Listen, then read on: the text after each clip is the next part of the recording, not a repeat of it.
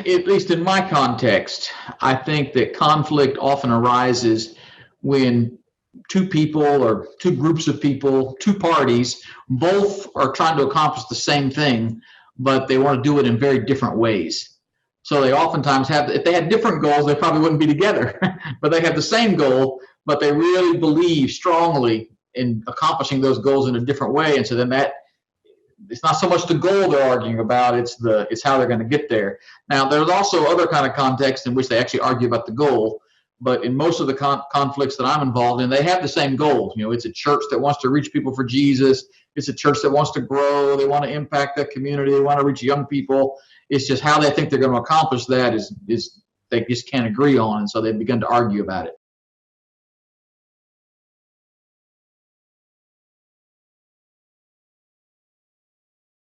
Because of social media and the way the algorithms work in social media, we are much more polarized than we ever were. So therefore, we're more convinced that our viewpoint, whatever that viewpoint is correct, which then means that everyone else's viewpoint must be wrong. And instead of being sort of close together, now we're all really far apart. So it makes the nature of that conflict more intense. But I think we've always struggled with conflict. I just think that in the past, there was a greater variety of opinion in every room. And when you shared 25 opinions, surely there were two of them we could all sort of get down to. Now there's only two opinions in every room, and they're so far apart that there's no compromise allowed. So I don't know if it's that we don't know how to deal with it. I think we've never dealt with it well. Now we feel like we have fewer options.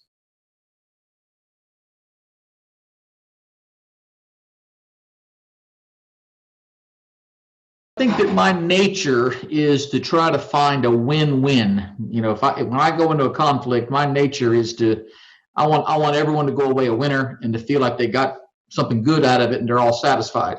And in some context, that's like really great. That's a wonderful attitude to have. But I think that there are other personalities out there that would like to. They're convinced that it always has to be a win-lose. Someone has to win, someone else has to lose. And I think it took me a long time to kind of come to that understanding, because I was just so convinced that if we just kept talking and praying together and communicating with each other, that we would all eventually come to some place where we'd like a win-win. And so I think there were times, particularly when I was younger in my early ministry, in which I put off, some of the harder decisions and some of the challenging things that needed to be done, because I was just so convinced we could make everybody win. And if we could just keep talking, we'd get there. But somewhere along the way, you realize, that there's some personalities that no matter how much you try, there are some personalities out there that if it's going to be a win-lose, you're just going to have to go ahead and grab the bull by the horn and wrestle it to the ground and just go ahead and get that over with, because they're going to keep the situation sort of paralyzed. And so I think learning that about myself, that though I might want to win, not everyone thinks that way. And I have to accept the fact that some people are going to do a win-lose.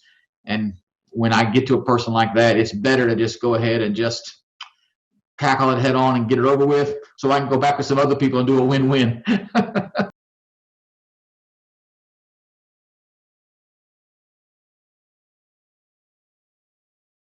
I think it plagues the Christian community more so than maybe the secular community, because the Christian community is trying to be nice. They're trying to be kind. They're trying to be polite. Then we fall prey to something called the SR law. S stands for stimulus. R stands for response. Oftentimes, we do not respond to things that we should respond to until the stimulus gets so great that we just can't ignore it anymore. And then we respond with like a maximum response. Whereas if we had responded 3 months before, 6 months before, we could have responded in a much milder way, but we let it get out of hand. So it's the SR law. And because Christians are being nice, nobody wants to speak up in a business meeting. Well, then there's a series of decisions made that pretty much everyone in the room knows probably isn't the right decision, but nobody wants to speak about it. And when we finally speak about it, the pastor gets fired. Well, probably could have avoided that 6 months before if someone would have spoken up, but nobody wants to. So it's the SR law, the stimulus response law, that we don't have a response until the stimulus gets to a really high point, and then the response is total, like boom, all at once. And people say, where did that come from? Well, it's been building for 6 months or a year. Yeah. So, and Christians are bad at it, not because they're trying to be sneaky. There's probably some that are, but I think most Christians who get themselves caught up in that, they were not trying to be sneaky and ambush anybody. They were trying to be nice, and they thought for sure it would just kind of go away or blow over. And finally, when it didn't, then finally it's usually, that's when you have a church split, you have a pastor gets fired, you have some really like drastic decision that's made, and people think, well, how did that happen? It was they were talking about the carpet. Well, it really wasn't about the carpet. You know, it was about a whole lot of things. And when it finally got to a certain point, it blew up.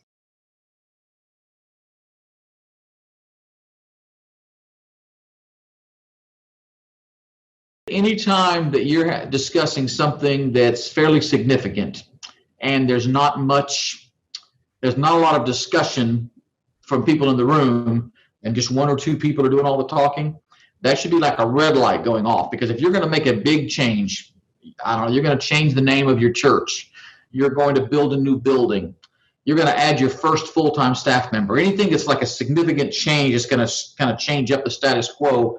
If there's not a lot of discussion from a whole lot of people, then it means those people are not as engaged as you think they are. Do not take silence as acceptance. It would actually be better for 15 people to ask hard questions about whatever it is you're trying to do, because then in that answering of the questions, and you may not get it all done in one meeting, you may have to have 4 or 5 meetings, but in the answering of those questions, you are also solving problems before they happen. And if you don't get those kinds of questions and everyone just votes yes, to me, that would be like every warning light goes on, you know. You really need not so much that you're trying to foster argument, but you need a healthy discussion. And it can't just be from the pastor and the chairman of deacons. Someone out in the pew, you know, someone needs to say, what about this? And then what about that? And you need to wrestle with some of those things. And whatever it is you're wrestling with, in the wrestling, you actually answer probably a lot of questions that people haven't asked, but they feel better about it. And then whatever decision it finally makes, you're good.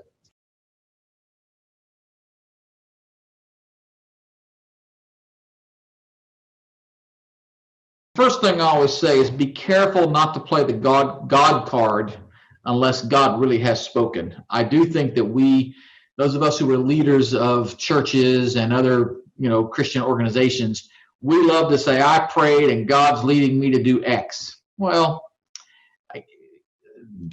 we do pray and God does sometimes lead us really to do X, but I think there are other times when our flesh was leading us to do X and we just blamed it on God. And I think we really need to be careful about playing the God card, because once you play the God card and you say, God told me, it's very difficult to retreat from that.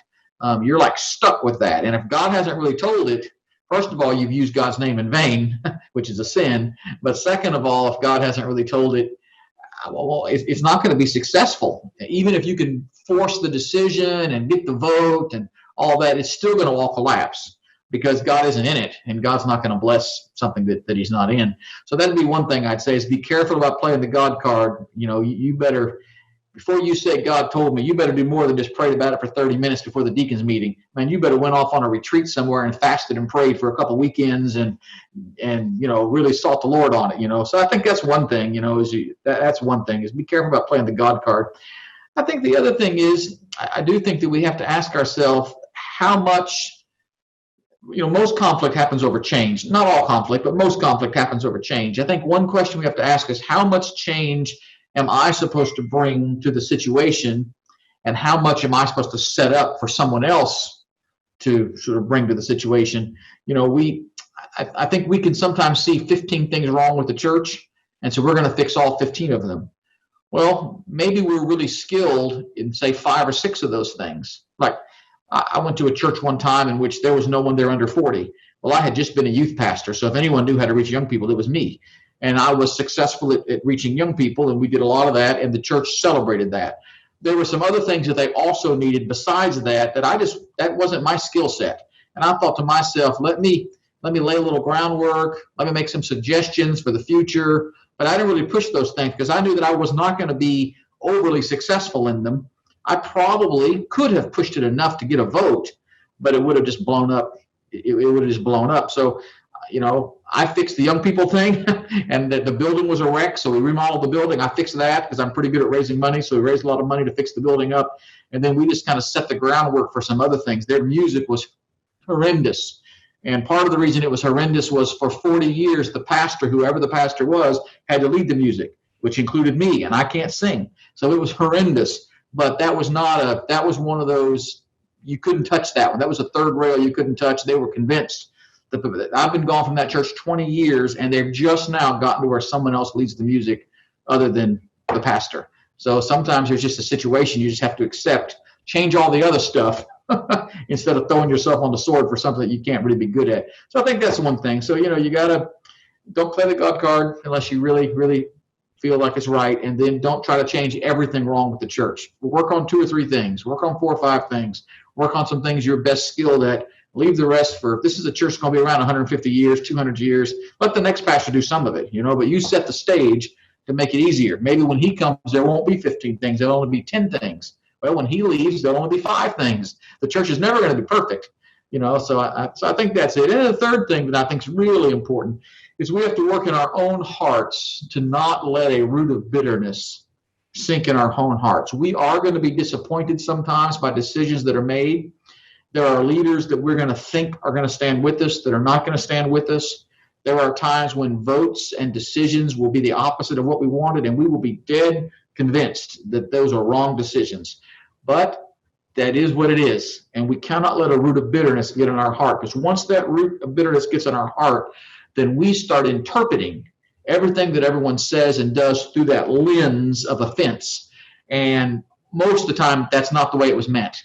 That comment someone made to our wife wasn't meant to be offensive. It might have been a little tacky, but they weren't trying to run our wife off, or whatever. They just, but we view it that way because we got mad at the husband or something like that. So we have to really, and it's hard. It's one of the greatest challenges of a pastor is to not allow a root of bitterness to, get started in her heart. What pastors do, they get that root of bitterness and they think, well, this church doesn't appreciate me. I'm going to go on down the road and it'll be a good church that'll love me.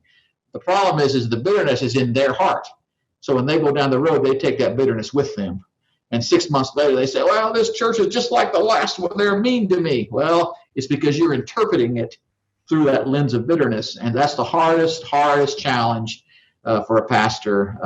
You will be hurt sometimes, but man, they put Jesus on a cross. They've never tried to put me on a cross yet. So I think I'm doing better at least in my life than, I want to better my life than Jesus. Maybe I don't want to say it that way, but you know what I mean. They haven't killed me yet. They did kill Jesus. So, it's, I think we have to really think that through. So that'd be the 3 things I'd say,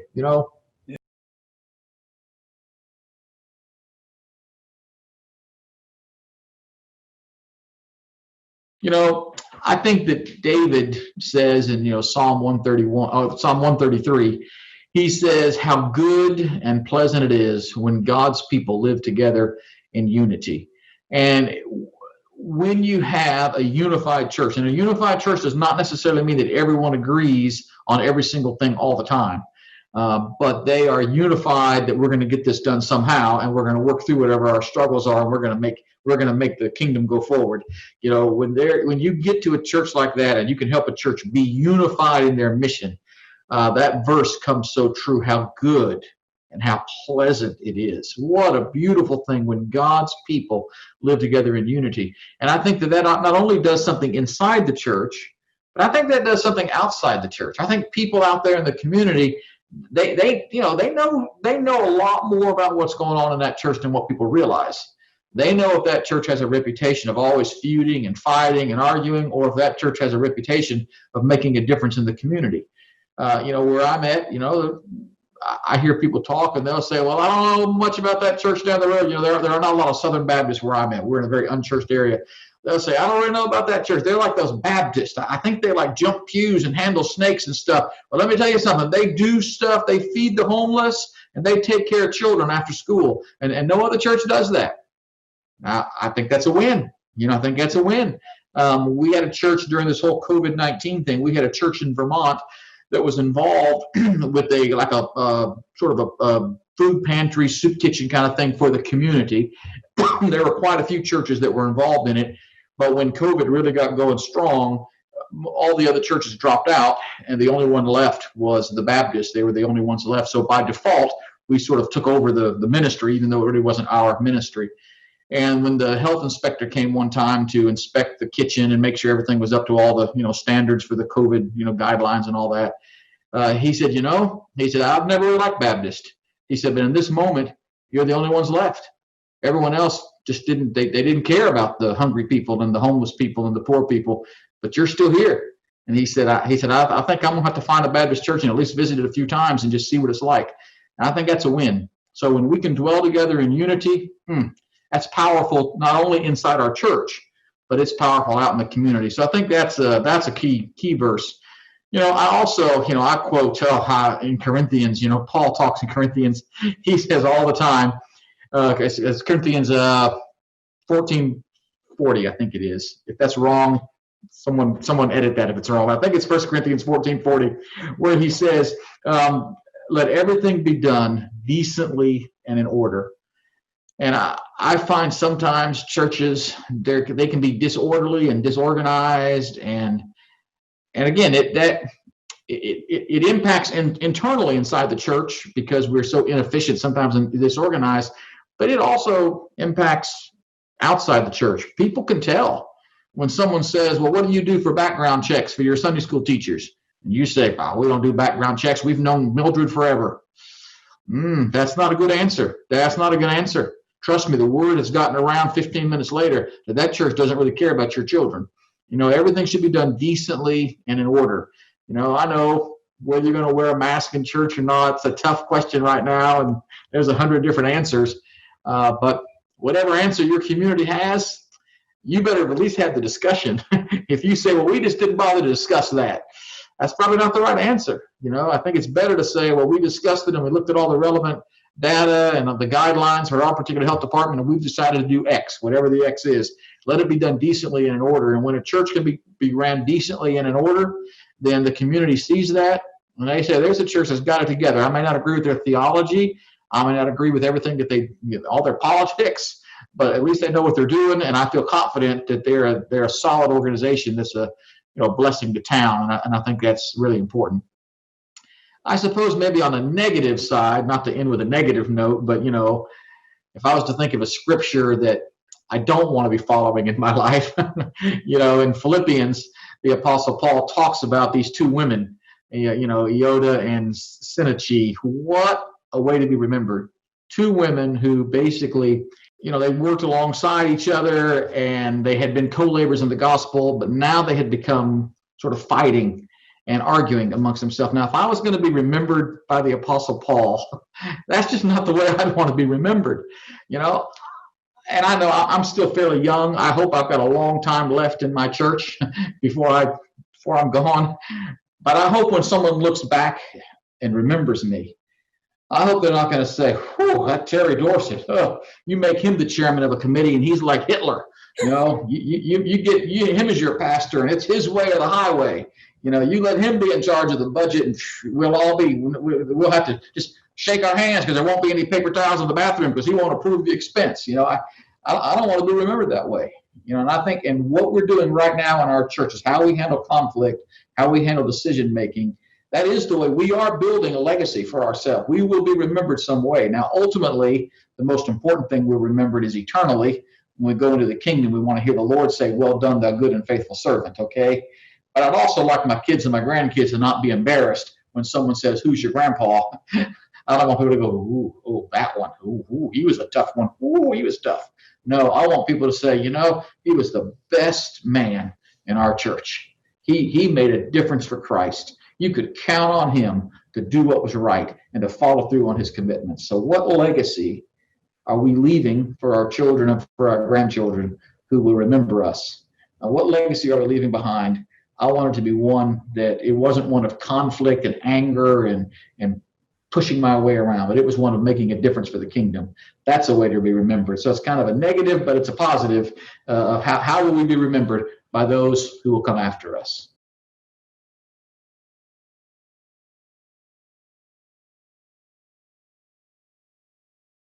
When, I don't say if, I say when conflict comes, because conflict will come. Conflict will come with our family. Conflict will come with our neighbors. Conflict will come in our church. Conflict sometimes even happens between churches. It's that conflict is a part of life. So when conflict comes, instead of throwing up our hands and saying, "Oh, I don't like conflict. I'm staying away till it's all over," man, you'll never be back because there'll always be conflict. Instead, the question is, Lord, how can I be a calming voice? How can I be a voice with a solution? How can I help overcome this problem instead of just succumbing to it?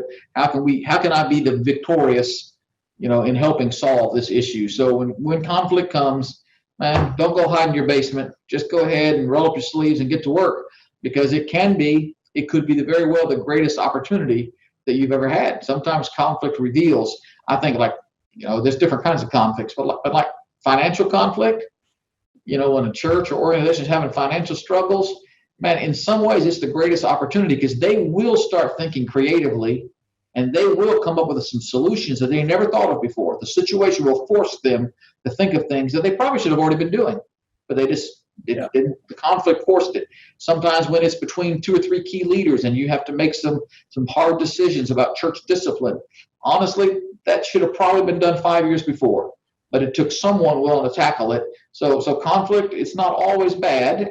We can say it sort of sometimes forces us to probably do what we should have already done. We just didn't have the courage to. Now the situation's forced us to do it.